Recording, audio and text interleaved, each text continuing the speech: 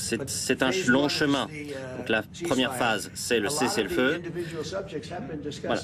Tous ces sujets ont été abordés. Nous avons parlé de ces sujets, des terrains. On ne veut pas gaspiller du temps sur le cessez-le-feu si on n'a pas d'engagement. Donc on a dit ouvertement, voilà ce que vous pouvez obtenir, voici ce qui est impossible. On a parlé de l'accession à l'OTAN, ils connaissent la réponse, c'est impossible. Ils en ont parlé depuis longtemps d'ailleurs. Voilà, les détails d'un accord final ont été abordés. Nous allons voir si la Russie est d'accord, et sinon ce sera dommage pour le monde.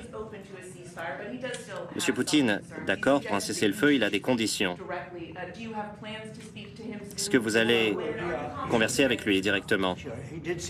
Oui, c'est ce qu'il a dit aujourd'hui, c'est prometteur. D'autres disent autre chose et on ne sait pas si on peut s'y tenir. Je ne sais pas si on peut s'y fier d'ailleurs. Alors, il a émis un signal prometteur et j'aimerais le rencontrer et lui parler, mais nous devons trouver une solution rapidement. Il y a des morts tous les jours. Alors que nous parlons, il y a des dizaines de personnes, 2 personnes qui ont déjà perdu la vie. Alors que nous parlons maintenant, des milliers de personnes perdent la vie par semaine. Donc nous n'avons pas de temps à perdre, il faut agir rapidement, ce n'est pas si difficile que ça. Et vous appelez à la mise en place d'un euro numérique. Absolument.